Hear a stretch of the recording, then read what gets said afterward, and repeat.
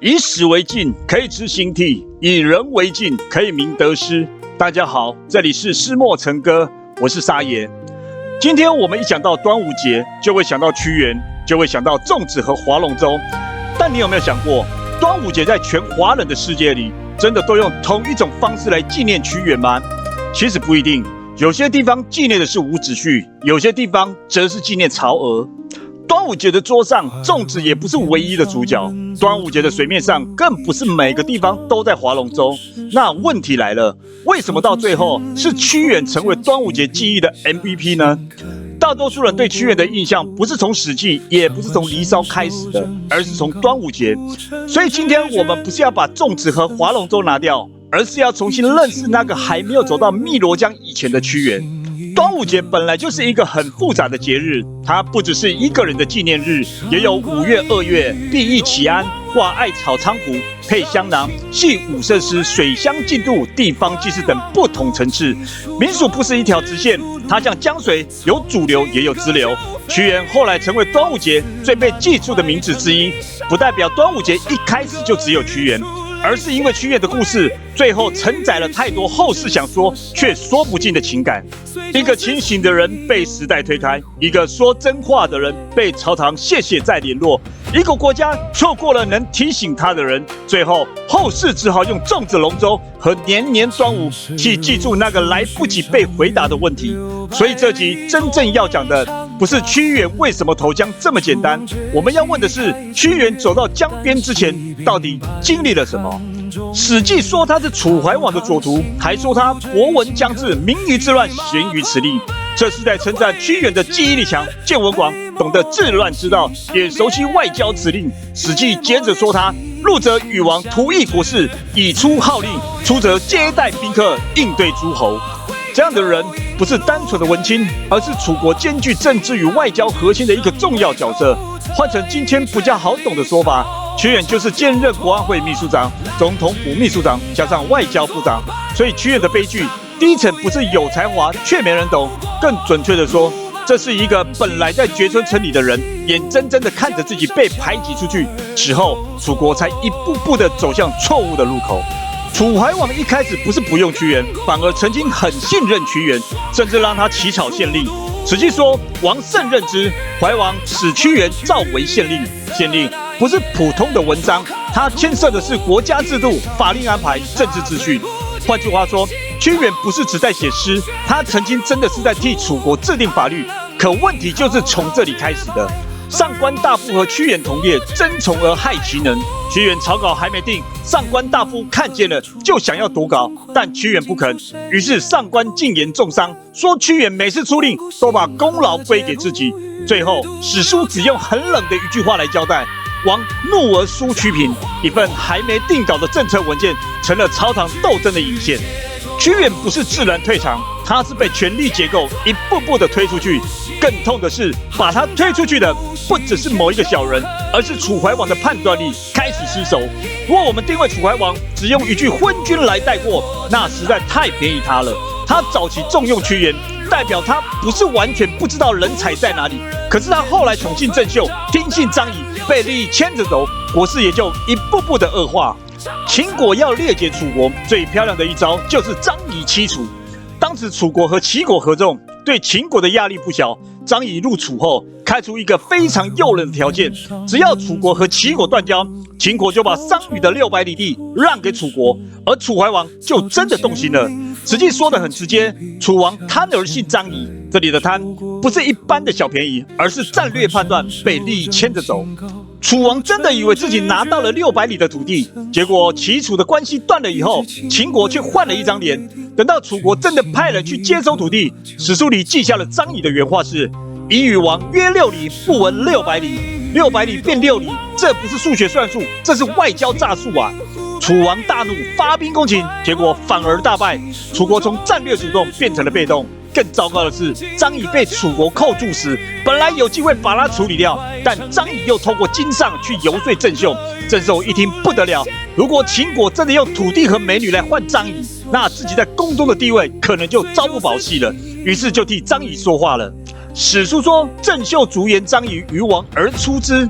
楚国的国家判断竟然会被宫中宠爱，个人利益、外交话术一起被牵着鼻子走。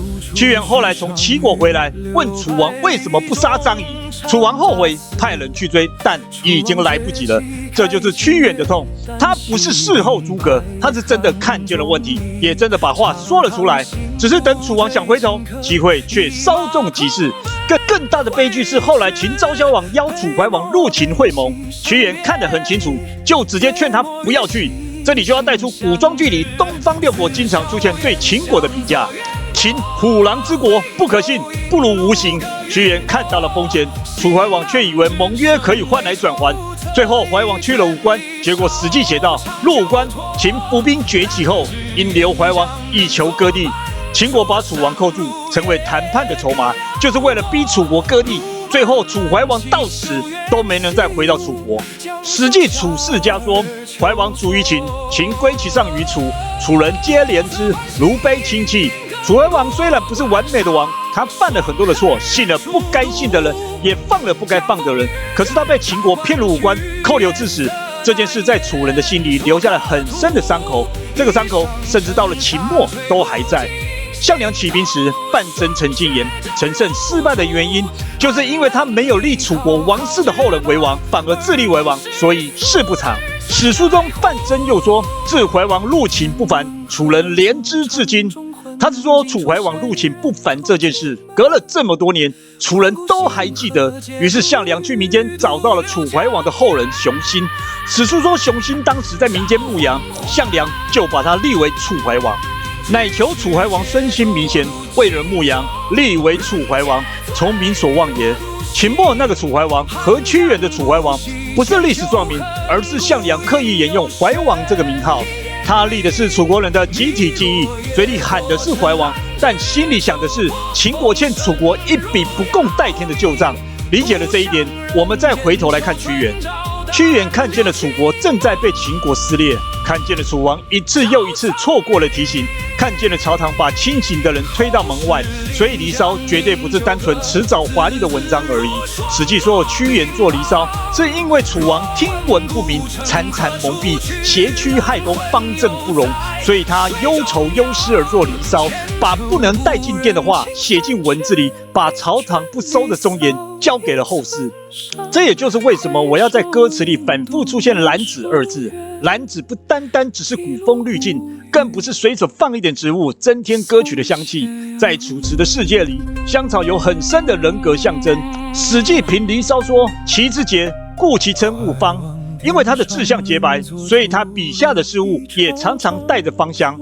王逸《离骚》金序说得更明白：善鸟香草以配忠贞，恶禽臭物以比残令。这不是单纯写景，而是在用物象写政治，用香气写人格。所以歌词里的兰子是屈原替自己留下的清白正直，那是他在浊世里给自己留下的一点清香。当我们了解了这些以后，再回头看端午节，粽子和龙舟就不再只是热闹而已。民间说，百姓投米入水是怕鱼虾伤害屈原，划船进渡是为了搜寻和拯救投江的屈原。这些传说也许有后世的加工，也许和更早的水乡进渡、避疫节俗雕结在一起，但他们共同做了一件事，就是把一个人的悲伤变成一个节日的仪式。也正因为如此，我们不能只用粽子和龙舟来认识屈原。粽子和龙舟是后世把悲伤变成仪式，离骚和天问是屈原把国痛变成文字。端午节不是一开始就只纪念屈原，可是屈原最后能成为端午节印象最深的名字，那是因为一个人的清醒未必能拯救得了时代，一个人的忠直也未必进得了军门，一个人看见危局更未必能让所有人回头，可是他留下的文字会替他继续说话。所以今天这首歌不是只唱曾经站在汨罗江边那个人的结局，还要唱的是从朝堂到江水，从忠言到长歌，从兰子到端午。后世给他粽子，给他龙舟，给他年年不断的江水声，但在粽子和龙舟之前，屈原先看见的是一个国家的失明。楚王听不见，朝堂容不下，秦国步步进逼，于是他把不能带进殿的话写成《离骚》，把人间问不到的答案丢给天问，把自己最后的清白交给汨罗。这里是诗墨成歌，接下来让我们走进这首《屈原》。